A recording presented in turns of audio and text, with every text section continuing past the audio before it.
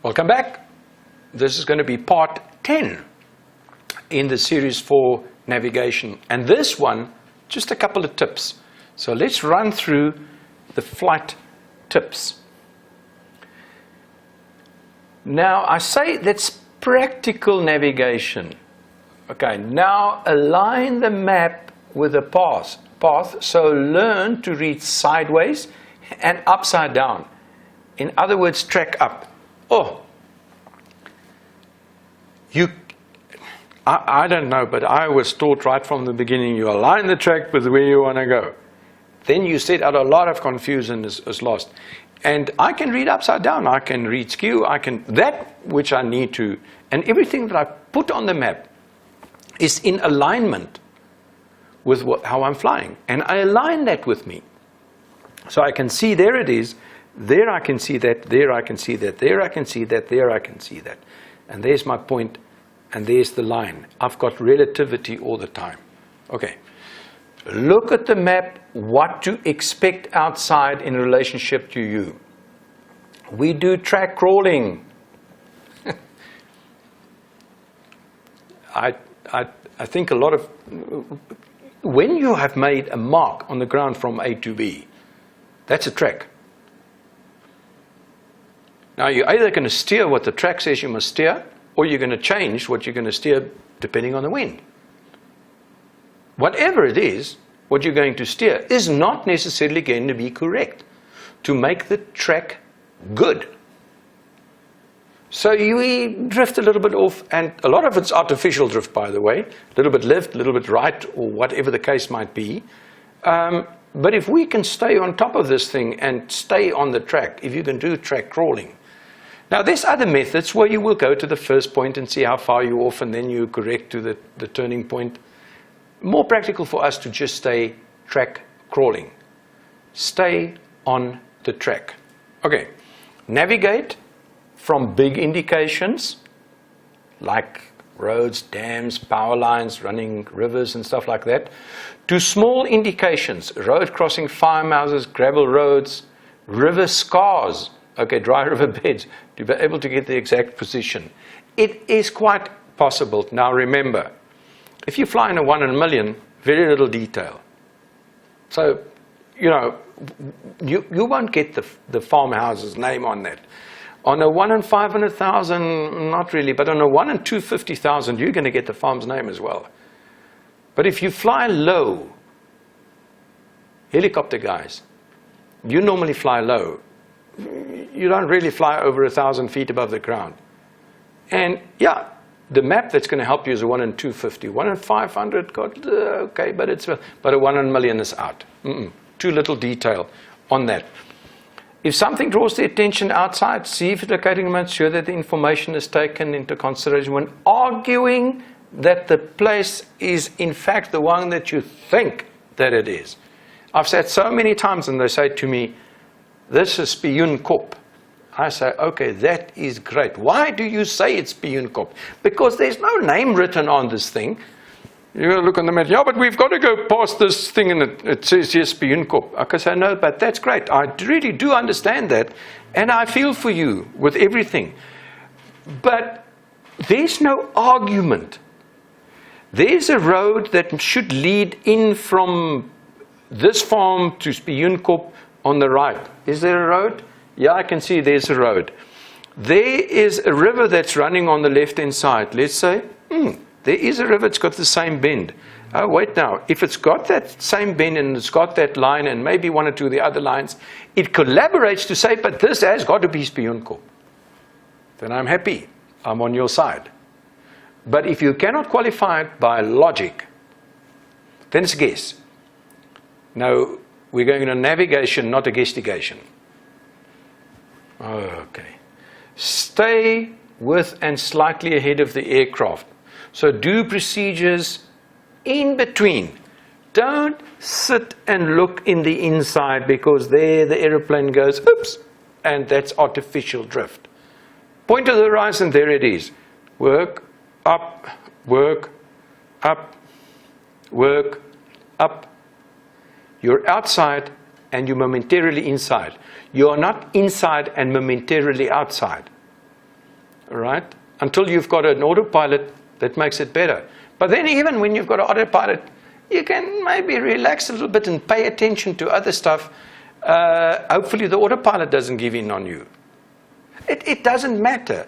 We still need to cross-refer whatever we're doing. All right, here I just said go from the big picture.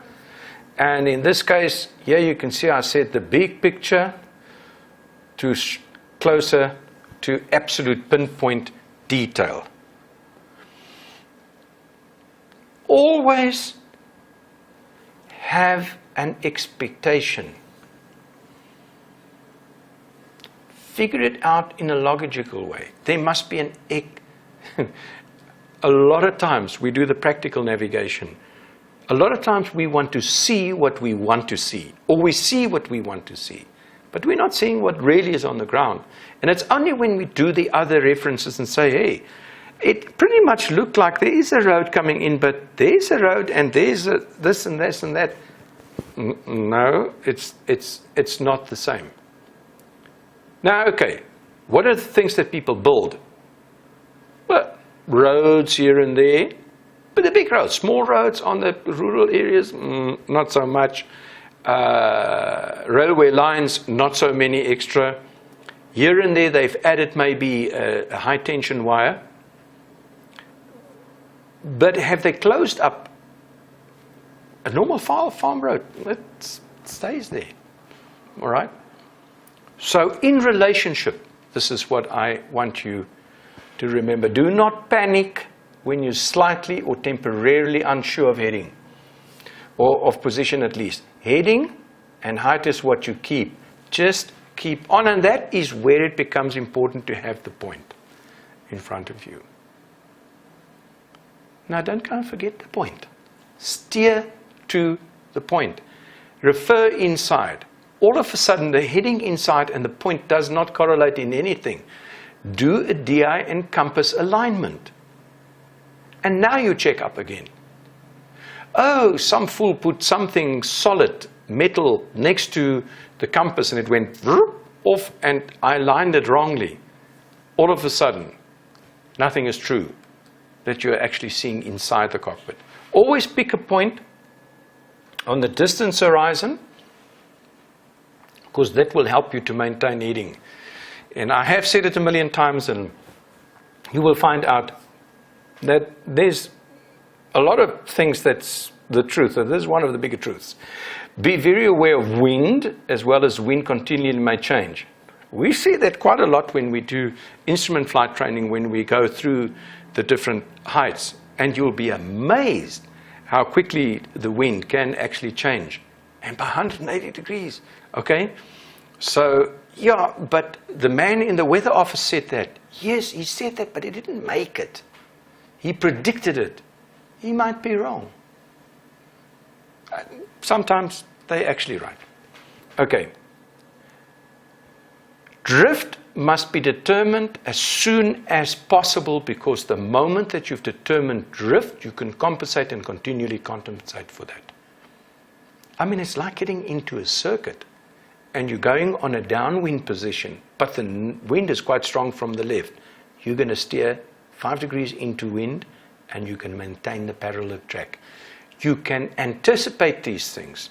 Drift is something that you can pick up well beforehand. I didn't apply the wind. I'm looking outside and I'm going to see, man, I've got a wind pumping here from the right-hand side. So I'm going to steer a little bit into wind. I make the decision, and this is now the heading that I'm going to steer. And then I see what is the track that I make good on the ground. Give myself an advanced chance. Always make sure that expectations are met, or find it not when, make a decision, compensate for the change. Remember that if you know what to expect, you can compensate for that. Fuel check. The actual fuel remaining. Fuel required for the rest of the navigation. Therefore, come to the conclusion, go, no go. We've went through that quite nicely. All that I wanted to show you here on this log card completion is to say the start fuel must be equal or better than the planned requirement. And the planned requirement has already got reserves in. Okay? So work with reserves. I know the physical fuel I'm going to use for this trip, I'm going to go from A to B is, let's say, 20 gallons. But I am going to need 5 gallons reserves. So I'm going to work on 25 gallons. I'm not going to just walk on it. I just overemphasizing fuel here at this time. Okay, let's just keep the fuel on going. What happens if we're unsure of position? Well, if there's a little detail on the ground in the vicinity, well, it happens. Set heading, this becomes extremely important, keeping the heading crucial. Don't get artificially drifted. Pick a point in the remember and remind it. Use markers. When sure that you're all well a minute or two to go, check heading. Reference point. Of course you can use electronics when it's available. Then maintain the heading and track until you hit something big. Note that artificial drift or self-induced drift is the biggest problem. It's because we're steering any heading but the one that we're supposed to steer, and well, that is either colluding with or it's against the wind. You don't know. You haven't got the faintest idea. Do a DI and compass alignment all the time and set the bug.